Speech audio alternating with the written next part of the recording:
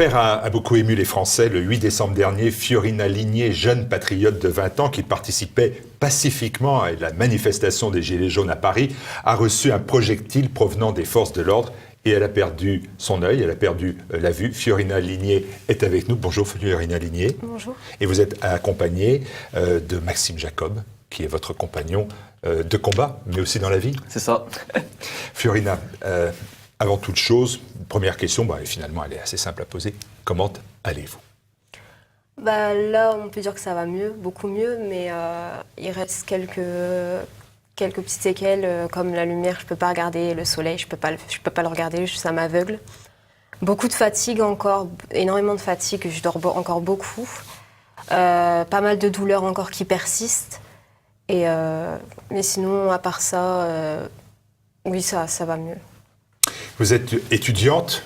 Oui. En philosophie ? Oui. À Amiens ? Jeune amiénoise. Maxime, vous aussi, vous êtes étudiant, vous avez 20 ans, vous aussi. Avant de vous donner la parole, Maxime, vous avez été hospitalisé pendant plus d'une semaine. Comment vous avez vécu cette épreuve ? Déjà, est-ce que vous avez été entouré ? Ah oui, par ma famille, oui, par mes frères, mes parents, par mon compagnon aussi, mes beaux-parents, oui, très entourée. Après, à l'hôpital, je réalisais pas vraiment, en fait, parce que j'étais beaucoup sous médicaments.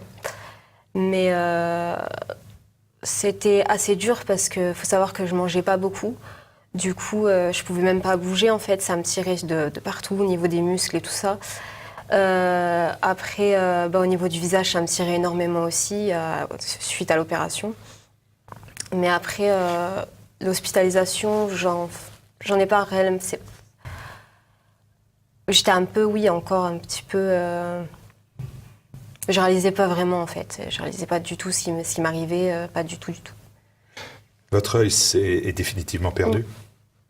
Donc oui. L'idée, après, c'est une chirurgie importante pour... Pour mettre une prothèse à la place, oui, pour faire un maximum que ça se voit pas. Mais oui, l'œil, là, on attend une prochaine opération pour justement l'enlever. Parce que les douleurs sont trop importantes, donc les médecins préfèrent l'enlever. Et me mettre une prothèse à la place. Psychologiquement, comment vous avez vécu ça ? Comment vous vivez ça d'ailleurs ? Parce que... Alors, j'ai encore du mal à réaliser, parce que c'est un choc énorme. Mais j'essaye de positiver un maximum et de me dire que, certes, j'ai perdu un œil, mais ça aurait pu être pire que ça. Parce qu'il faut savoir que j'ai eu un traumatisme crânien, donc ça aurait pu... j'aurais pu devenir un légume. Donc, je préfère me dire que ça aurait pu être pire. Et j'essaye d'aller de l'avant, de garder la tête haute, même si je sais que le combat va être long et va être dur. Je le disais en exergue de mon propos, cette violence contre vous s'est déroulée sur les Champs-Élysées à Paris. On est le 8 décembre, pendant la manifestation des Gilets jaunes. Et pourquoi vous étiez tous les deux présents ? Qu'est-ce que vous vouliez dire ? Quelles étaient vos revendications ? Pourquoi cette manifestation là, ou est-ce que vous passez par hasard ? Ah non, on a bien été manifestés, oui, en effet, parce que déjà, moi, ce qui me touche beaucoup, c'est les retraités. Je trouve ça aberrant qu'on leur demande encore de l'argent alors qu'ils ont construit leur vie, ils ont travaillé toute leur vie, de leur demander, de leur prendre de l'argent sur leur retraite, je trouve ça complètement aberrant.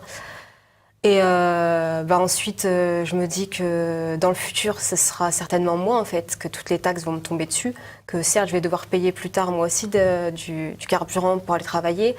C'est dans 5-6 ans, ça sera à mon tour de payer tout ça, donc je peux pas rester sans rien faire face à ça, en me disant que plus tard, ça se trouve, si on laisse faire, ce sera pire, en fait. Donc, faut se réveiller, et se réveiller maintenant, en fait. Maxime, quand vous avez cette manifestation, est-ce que vous avez le sentiment qu'il y a un danger pour vous, et encore plus pour votre compagne ? Un danger peut-être, mais ça ne me paraissait pas si dangereux que ça. On avait dit, on va peut-être se prendre un peu de gaz lacrymogène, au pire on sera pris d'un mouvement de foule, ça peut arriver. Mais on n'est pas des gens violents, on n'était pas allés là pour piller les magasins, ni pour aller casser du flic. On était venus simplement protester pacifiquement. Après, ça peut arriver qu'il y ait du gaz lacrymogène un petit peu, mais c'est tout. On ne pensait pas qu'il allait avoir une blessure si grave. Je le rappelle, elle s'est pris une grenade à la tête. Elle a perdu l'œil, elle a eu l'orbite complètement éclatée, le nez cassé, c'est 6 plaques qui ont été posées sur le visage, il y a eu des saignements au cerveau, il a fallu qu'elle reste en observation plus d'une semaine, c'est quand même pas rien. On n'aurait jamais pensé qu'il pouvait se passer ça, on est en France, quoi. C'est pas le Venezuela ici, quand on réprime les manifestants, normalement on réprime les casseurs. quand vous êtes allé à cette manifestation, quelles étaient vos revendications à vous? Parce que finalement, on se dit, peut-être aussi un peu facilement, ils sont étudiants, ils sont un peu privilégiés, ce ne sont pas c'est pas les catégories sociales les plus défavorisées, même si on sait bien que les étudiants, quelquefois, ont du mal à terminer le mois, comme tout le monde. Je le conçois parfaitement. Certes, on n'est pas les plus défavorisés, et moi j'ai de la chance d'avoir mes parents derrière moi, mais on a une voiture, nous aussi on paye le fioul. Moi je suis de cette France périphérique, plus ou moins de la campagne, je sais ce que c'est. Moi, quand je travaille l'été, j'ai besoin de la voiture pour aller travailler, j'ai besoin de la voiture pour voir les copains, pour aller faire les courses, pour aller à l'hôpital, pour faire quoi que ce soit. Je sais ce que c'est, cette France qui dépend de la voiture. Moi, surtout dans les Gilets jaunes, ce qui m'a marqué, c'était une France qui travaille et qui n'arrive pas à s'en sortir. Et ça, je trouve ça insupportable. Quand on travaille 35-40 heures par semaine, et souvent dans des métiers difficiles, parce que ceux qui étaient sur les ronds-points, c'était les gens qui vont à l'usine, c'était des petits artisans, des gens qui travaillent dans les grandes surfaces, etc. Ils travaillent, ils se lèvent, des fois, et souvent, ils font des horaires. Ils vous attaquent tôt ou ils finissent tard, et pourtant ils n'arrivent pas à finir le mois tranquillement. J'ai vu tous ces gens qui disaient j'arrive plus à chauffer la maison, mes enfants à Noël, je suis pas sûr de pouvoir leur offrir un cadeau. J'étais révolté quand je voyais ça, parce que vraiment c'est la France qui travaille et c'est la France que j'aime. Comment est-ce que je pourrais rester là et ne rien dire et ne rien faire? De plus, le mouvement des Gilets jaunes, c'était quand même un grand mouvement populaire, si je puis dire, parce que c'était quand même oui, c'était ma France, c'était la France populaire, blanche, des campagnes qui s'est mobilisée, et j'étais content d'y participer. À cela s'ajoutait le fait qu'Emmanuel Macron, quelques jours avant, il avait gelé le point d'indice des retraités. Alors comme ça, leurs retraites n'ont plus augmenté. Je trouve ça très embêtant et très fâcheux. Il y avait le pacte de Marrakech qu'Emmanuel Macron allait signer. Il fallait qu'on s'y oppose. Et tout un tas de choses. Et c'était vraiment... il fallait y aller. Alors, vous montez tous les deux, si j'ai bien compris, à la capitale, comme on dit. Et là, l'idée, c'est de pas... j'ai bien compris. C'est pas de casser du flic, vous l'avez dit. C'est pas de casser et de piller les magasins. Ça, je le conçois parfaitement. Globalement, comment se déroulent les faits? Qu'est-ce qui se passe? Il est midi à peu près, c'est ça? Midi, on a essayé de sortir de la manifestation parce que justement, on en avait une autre en tête qui était pour l'environnement. On devait faire la marche pour l'environnement. Et ils nous ont empêchés de sortir. Et c'est plutôt vers 14h que ça a commencé à chauffer. Tu sauras sûrement mieux expliquer que moi. On est arrivé aux alentours de 9h30 sur les Champs-Élysées. À midi, la manifestation était très calme, il ne se passait plus rien. On a demandé aux gendarmes mobiles de quitter les Champs-Élysées. Les gendarmes mobiles qui avaient encerclé tous les Champs-Élysées et fermé toutes les issues avaient ordre de ne laisser sortir aucun manifestant. Sur le coup de 13h50, nous sommes au sommet des Champs-Élysées. En face de nous, un magasin, le Publicis Drugstore, qui était protégé par des panneaux en bois pour le protéger des casseurs, justement, est vandalisé. Les panneaux en bois sont arrachés, ils sont incendiés. Les CRS vont intervenir par une rue perpendiculaire. Les casseurs sont à plus de 100 mètres de nous. Quand les CRS interviennent, ils préparent l'assaut pendant environ 5 minutes. Ils rentrent sur les Champs-Élysées. Les casseurs sont à la droite des CRS. Mais les CRS vont faire usage de leur flashball, de leur grenade, non pas seulement à droite sur les casseurs, mais aussi droit devant eux et à gauche où nous nous trouvons. Environ 100 mètres des CRS. Ils sont avancés, mettons peut-être 80 mètres. On voit un groupe de CRS qui rentre au milieu des Champs-Élysées. Ils sont une douzaine, je dirais. Et là, il y a un CRS armé d'un lance-grenade qui va tirer une première grenade dans notre direction. Nous sommes un groupe d'environ 150-200 gilets jaunes au sommet des Champs-Élysées, bloqués d'un côté par le mur de l'ambassade du Qatar et de l'autre côté par un groupe de gendarmes mobiles. Le CRS va tirer une première grenade, arrive à ma gauche, et il va tirer une deuxième grenade dans la foule qui ne peut se disperser, qui n'est pas hostile, personne n'a le visage masqué, personne ne jette de projectiles, on est à plus de 80 mètres du CRS, et pourtant il tire une deuxième grenade et elle va arriver en pleine tête de Fiorina.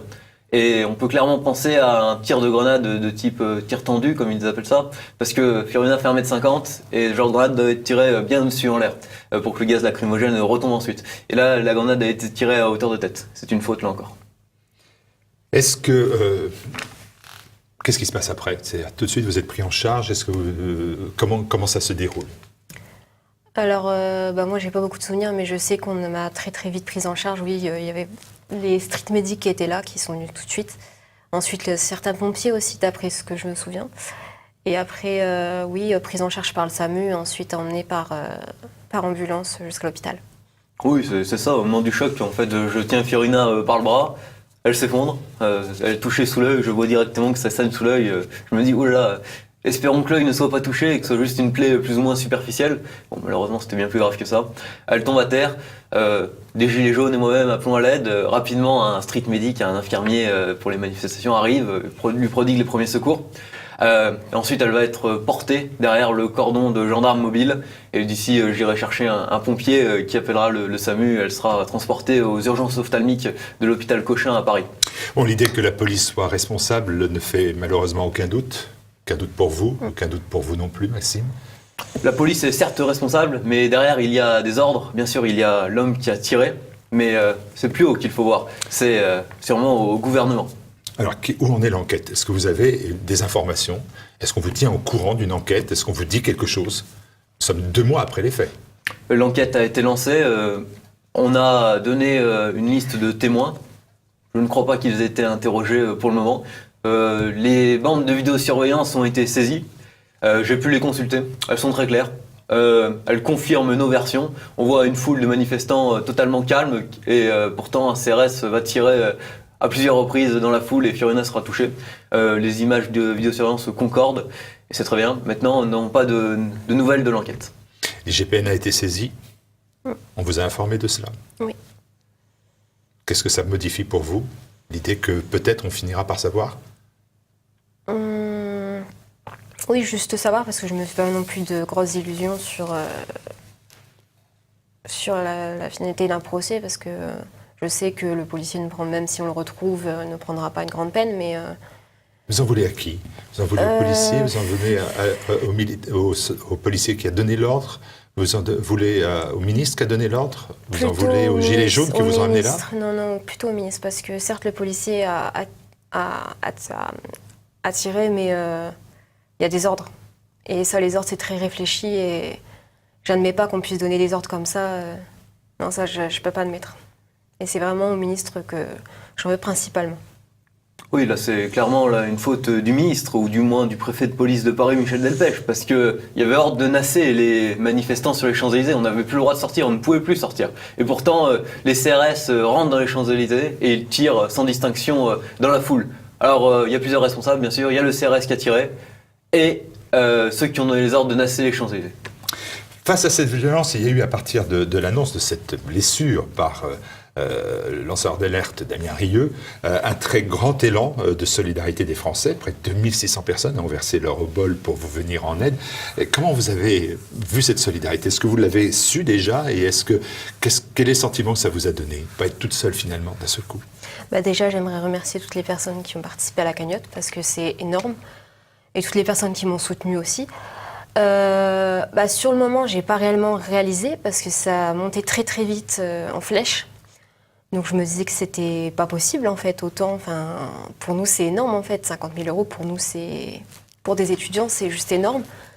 Et ensuite, je suis vraiment reconnaissante. Je serai reconnaissante envers ces personnes toute ma vie en fait, parce que c'est vraiment un apport. Je me sens vraiment soutenue, reconnue. Et oui, ça fait énormément de bien, ça donne beaucoup de force au niveau mental. Et puis l'idée aussi que la chirurgie, esthétique, opératoire, tout cela sera plus facile à prendre en charge? En effet, oui. Mais oui, j'arrive toujours pas à réaliser de toute façon, parce que c'est vraiment énorme pour nous. Donc, 2600 personnes, Maxime. Une solidarité, une communauté finalement. Une communauté tout à fait incroyable, et c'est bien ça, c'est ce qu'on a vu sur les ronds-points finalement, des communautés de gens, de gilets jaunes qui se sont retrouvés, qui se sont créés. Là on a pu la voir d'une autre manière, de manière virtuelle. Les gens se sont aussi mobilisés, et je tiens à les remercier tous grandement, parce que quand même 50 000 euros, surtout la plupart des gilets jaunes qui galèrent à la fin du mois et qui ont donné quand même. Merci à tous les donateurs, merci à Damien Rieu d'avoir lancé la cagnotte, merci à tous ceux qui ont donné, qui ne pouvaient, même s'ils pouvaient pas payer, qui ont donné, qui ont voulu témoigner quand même leur soutien par ne serait-ce qu'un message, et on remercie profondément tous ces gens-là. Alors aujourd'hui, il y a un grand débat à la fois sur les violences policières, mais aussi parfois sur la nécessité du rétablissement de l'ordre. Est-ce que vous prenez part à ce débat? Est-ce que vous comprenez d'un côté qu'il y a des gens qui disent il faut de l'ordre, et de l'autre des gens qui vous disent il y a des violences policières, elles sont inacceptables dans un état de droit? Quel est votre sentiment? Alors moi je suis tout à fait d'accord qu'il faut de l'ordre, mais il ne faut pas oublier non plus de réfléchir en fait. Il faut revoir les façons de faire. Je ne peux pas admettre que quand c'est une foule calme, qu'on lui tire dessus, c'est juste inadmissible. Alors qu'il y a les casseurs juste à la droite et qu'on tire à gauche. Enfin, ça n'a aucun sens. Je n'ai pas dit, ces casseurs, quel profil ils avaient à ce moment-là? Est-ce que vous savez? Voilà, là, il y a beaucoup de choses qui se disent aussi. On dit casseurs d'extrême droite, on a vu des Croix de Lorraine, on a vu des Sacré-Cœur vendéens. C'est distinctif, semble-t-il. Au niveau des casseurs, il faut être très clair. Que ce soit pour l'Arc de Triomphe, les symboles qui ont été tagués, c'était un symbole anarchiste, par exemple, note justice pour Adama, des symboles d'extrême gauche. Les 3 personnes qui ont été condamnées pour le pillage et le saccage de l'Arc de Triomphe, c'était 3 personnes qui venaient plus ou moins des cités, apparemment avec des noms à connotation maghrébine. Moi, ce que j'ai pu constater sur les 2 manifestations que j'ai faites, l'acte 12 des Gilets jaunes la semaine dernière et l'acte 4 où elle a été blessée, c'est que les casseurs, c'était souvent des jeunes issus de la banlieue et qui en profitaient à l'acte 4, je pense, pour venir faire leurs courses de Noël, clairement. Et après, oui, il y avait des militants d'extrême gauche, c'était facile à les reconnaître, ils avaient des symboles anarchistes sur eux, voilà. Militants d'extrême droite, peut-être, je ne les ai pas vus, je ne sais pas si c'était des casseurs, mais du moins ce qui est certain, c'est que oui, j'ai vu des militants d'extrême gauche et des Black Blocs, ainsi que des jeunes de cité dégrader le Publicis Drugstore quand Fiorina a été blessée. Est-ce que... il y a un débat, toujours, qui se déroule. Le gouvernement a lancé même ce grand débat national. Est-ce que ça répond à votre attente? Vous vous dites, finalement, on a été entendu, tout ça, c'est bien ou c'est bidon? Pour moi, c'est bidon. Sincèrement, c'est bidon. Ils cherchent à gagner du temps. Macron cherche à gagner du temps pour les européennes et essaye de calmer le jeu, mais ça ne changera rien. Moi, personnellement, je pense pas que le grand débat apporte de grand chose. Je pense que Macron, il va arriver avec tous ses cahiers de doléances, tout ce qui sera sorti des grands débats, hop, tout à la poubelle, il va pas garder grand chose, il va dire oui, je vous ai écouté et ça sera tout. Moi, le véritable débat, pour le moment, je pense que c'est au sujet de la police et de la manière dont elle intervient. Et c'est là-dessus qu'il faudrait en discuter, parce que là, on a quand même 100 blessés graves. J'ai vu des jeunes filles qui étaient blessées, pas seulement Fiorina. C'était dans le sud de la France, j'ai vu Lola blessée, la mâchoire fracassée à 18 ans.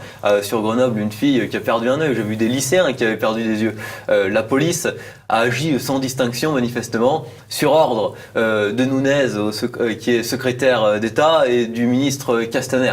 Et ce sont eux les responsables, et je pense que là-dessus, il faudrait se concentrer. Je veux bien comprendre qu'on emploie la force dans certains cas pour rétablir l'ordre, et contre les casseurs, il n'y a pas de problème. Mais la police, ça peut pas être seulement des bavures, il y a trop de dérapages. C'est pas 1 ou 2 blessés, là c'est 10 ou 15 par manifestation. 10 ou 15 blessés graves, là on est à plus de 100 blessés graves, c'est quand même incroyable, on n'a jamais vu ça en France. Et là-dessus, je pense que c'est là la véritable question. C'est pas ce grand débat qui cherche à enfumer les Français. Et oui, il y a à gagner du temps, comme Fiorina le dit. Quelle est la revendication que vous portez aujourd'hui? Si vous étiez présente là, avec la possibilité de vous exprimer devant le chef de l'État, qu'est-ce que vous lui diriez? Est-ce que vous lui en voulez déjà, à titre personnel?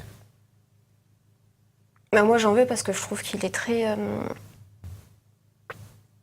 pompeux comme personnage, et je trouve qu'il manque réellement de respect face au peuple français. Et j'estime que face à une France qui reste silencieuse, mais qui est la majorité du peuple, il devrait prendre conscience que c'est face à cette majorité-là que les choses devraient aller...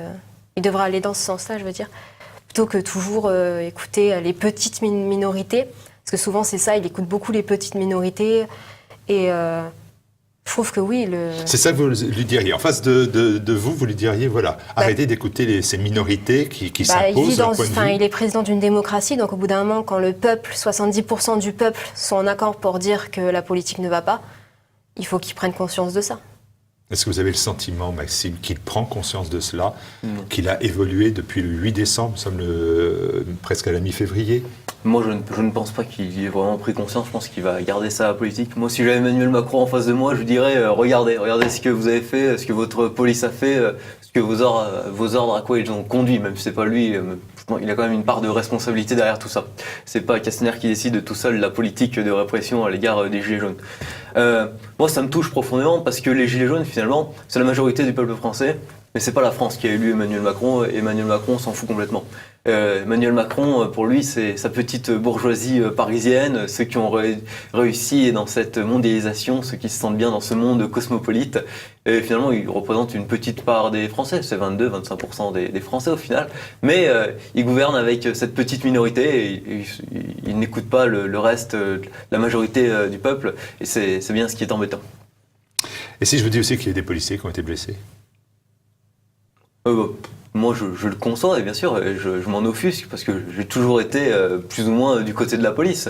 On a voulu monter des affaires contre la police, que ce soit l'affaire Adama Traoré, l'affaire Théo, etc.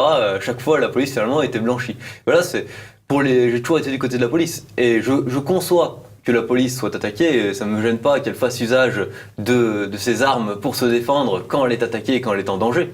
Cependant, quand on voit que la police a mutilé plus d'une centaine de manifestants, c'est pour la plupart innocents, ils n'avaient rien fait. Nous, avec Fiorina, on faisait rien, il y en a tellement d'autres, j'ai vu d'autres vidéos, des gens les bras en l'air qui se font tirer dessus, d'autres qui se font matraquer, etc., alors qu'ils n'ont rien fait. Et ça, c'est profondément choquant. Et il y a une petite musique qui dit, en fait, souvent dans la police, dans les banlieues, elle n'a jamais fait ce qu'elle a fait à l'égard des Français gilets jaunes. Vous pensez que c'est justifié ou c'est un slogan comme ça lancé? Un exemple tout simple, la nuit du Nouvel An, plus de 500 voitures qui ont été brûlées, 0 blessé du côté des casseurs dans les banlieues. Ils ont brûlé 500 voitures. Les gilets jaunes, ils ont fait beaucoup moins de dégâts. Ils n'ont jamais brûlé 500 voitures. Et pourtant, il y a eu beaucoup plus de blessés. Moi, je pense qu'il y a un 2 poids 2 mesures. L'État nous a montré qu'il était capable de réprimer. Maintenant, qu'il aille réprimer aussi là où ça casse, c'est-à-dire dans les banlieues, là où il y a du trafic de drogue, et là où toutes ces zones de non-droit, tout simplement, où la police recule. Est-ce que depuis le 8 décembre, vous avez reçu un message des autorités publiques? Je pense bien évidemment peut-être au préfet de Paris, peut-être à Madame Schiappa, le ministre de l'égalité homme-femme. Vous allez me dire, dans les blessés, cette égalité homme-femme, elle est respectée. Du Premier ministre, je ne sais plus Édouard Philippe, je ne sais plus son nom, c'est dire, et du Président de la République. Est-ce que vous avez reçu un message de quelqu'un? Juste reçu le message d'un des députés du Rassemblement national, mais rien du tout sinon. Grand silence. Pas un mot? Pas un mot, non. Je trouve Marlène Schiappa très prompte à dénoncer certaines violences faites aux femmes parfois, et là, d'un seul coup, je la trouve très silencieuse face à plusieurs jeunes femmes qui ont été blessées gravement par la police. Mais on n'en attendait pas moins du gouvernement, on savait très bien que ce n'est pas notre France. Je l'ai dit, et c'est ma dernière question, j'ai dit au départ, je vous ai présenté Fiorina comme une militante, une jeune patriote, pas militante, mais une jeune qui aime son engagement national, comme l'on dit. Est-ce que tout ça, ça vous amène à vous dire que vous avez joué avec le feu, qu'il faut arrêter, reprendre bien mes études, ou est-ce que ça vous a conforté dans vos idées en vous disant je suis dans mon bon droit et je porte la bonne parole? Est-ce que vous avez changé de point de vue après ce qui vous est arrivé? Non, pas du tout, je regarde pas du tout. Je trouve que oui, je suis dans mon droit. Dans une démocratie, on a le droit de manifester. Donc j'ai voulu porter la parole du peuple. Et j'ai pas de regret à avoir pour ça. La suite des événements, pas pour vous, on a bien compris qu'il faudra beaucoup de temps pour revenir à la normale, et qu'on y arrivera, que les médecins y arriveront. Est-ce que la suite, c'est quoi? C'est être prof de philo? Oui, je pense, oui. Et votre philosophe préféré? La dernière fois que j'ai posé ça, c'était un directeur d'un mouvement politique, et ça m'a coûté très cher, parce qu'il m'avait répondu Rousseau, ça a fait un scandale. Donc même si vous me dites Rousseau, non, moi, ce serait plutôt Nietzsche. Nietzsche. Bon, voilà. Et pourquoi Nietzsche, alors? C'est pas une interro, hein. L'idée de surhomme, que j'aime beaucoup, chez Nietzsche. Bon, écoutez, on va se quitter là-dessus, en attendant avec des simples humains. Merci beaucoup, Fiorina Ligné. Merci à vous aussi, Maxime Jacob. Merci. Et puis à très bientôt sur TV Liberté.